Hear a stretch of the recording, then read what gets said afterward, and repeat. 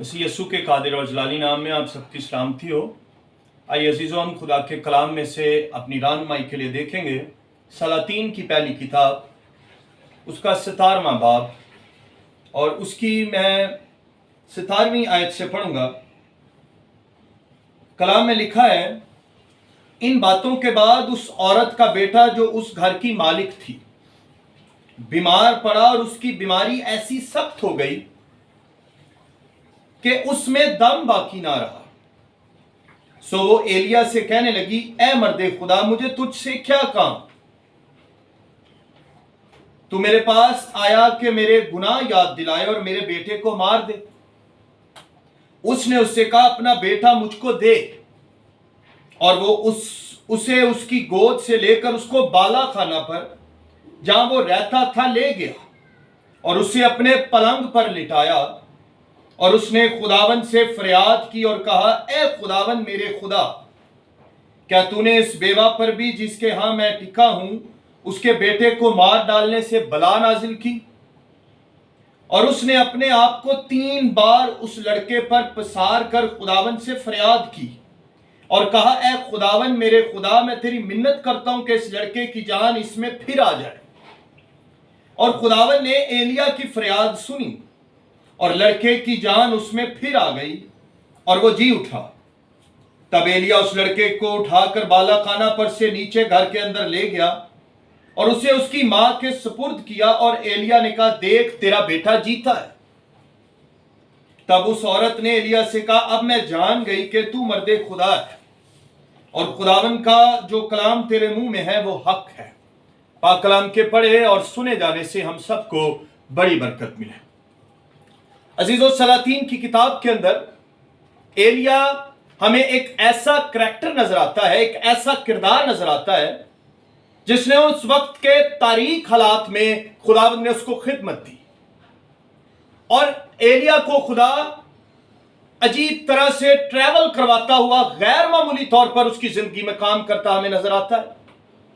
और आज जिस टेक्स्ट पर हम गौर करेंगे चंद लम्हों के लिए, इसके अंदर खुदा ने एलिया के वसीले एक बेवा के बेटे को जो मर चुका है उसे जिंदा कर दिया।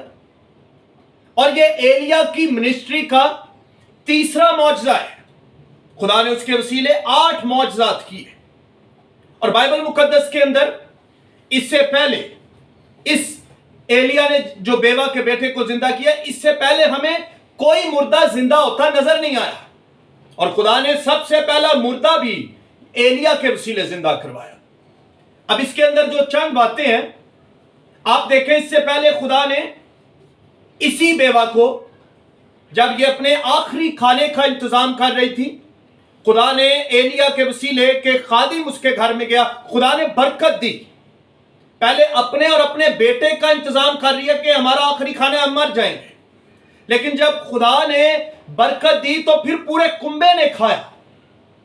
इसलिए अजीजों, वो बेवा ये सोच रही थी कि अब हालात भी ठीक हैं, घर में राशन भी है, सब कुछ है, हालात ठीक चल रहे हैं। लेकिन इस दुनिया में रहते हुए हमें नहीं पता किस वक्त किस तरह से हालात बदल जाए। आप देखें, लिखा है, जब आयत शुरू ही होती है 17वीं आयत, लिखा है, इन बातों के बाद उस औरत का बेटा जो उस घर की मालिक थी बीमार पड़ा और सख्त बीमार हुआ और मर गया। आप देखें कि इसने किया क्या है। जब बीमार पड़ गई और इल्जाम लगा रही है कि तू मेरे गुनाह मुझे याद दिलाने आया, तो लिखा है, एलिया ने उससे कहा, अपना बेटा मुझे दे।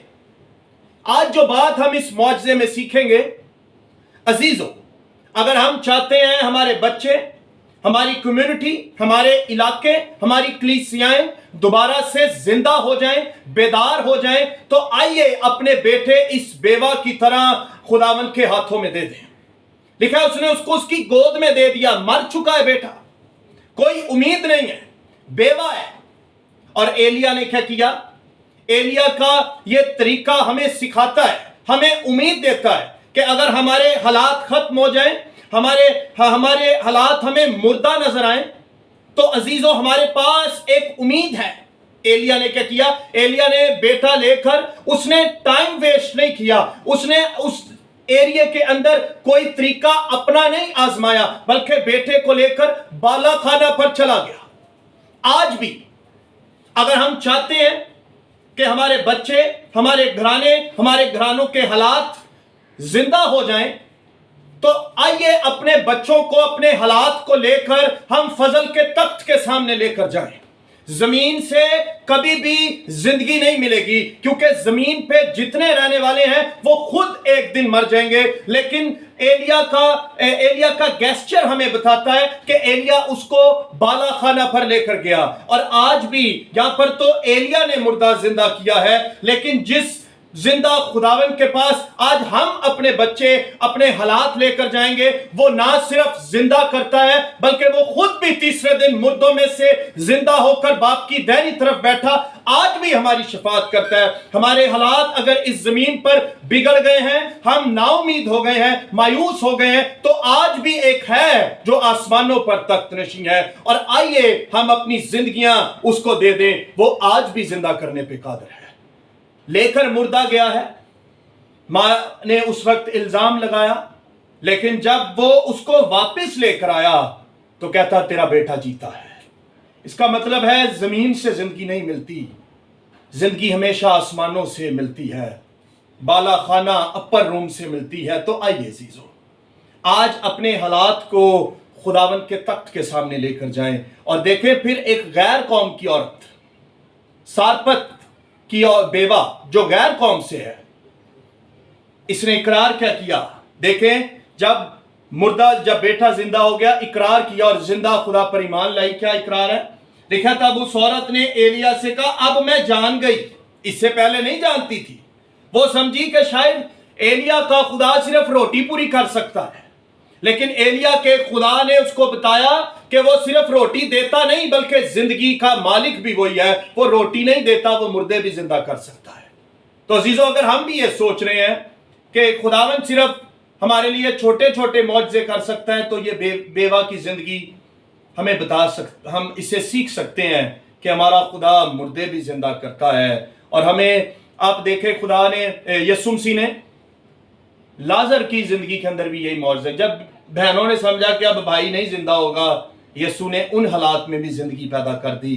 तो आइए, एक तो हमारा खुदा पर और ज्यादा तवक्कुल और ईमान होगा, और हम बता सकेंगे लोगों को कि अब मैं जान गया हूं कि मेरा खुदा सब कुछ कर सकता है। तो आइए हम तजर्बे की जिंदगी गुजारना शुरू करें, और आइए अपने घरानों को, अपनी फैमिलीज को, अपने बच्चों को, अपने हालात को आइए खुदावंद को दे दीजिए। वो उनको जिंदा करने पे कादिर है। आइए अपने सुरों को झुकाएं और हम इस कलाम की चंद बातों पर गौर कीजिए। मैं आपके लिए दुआ करना चाहता हूँ।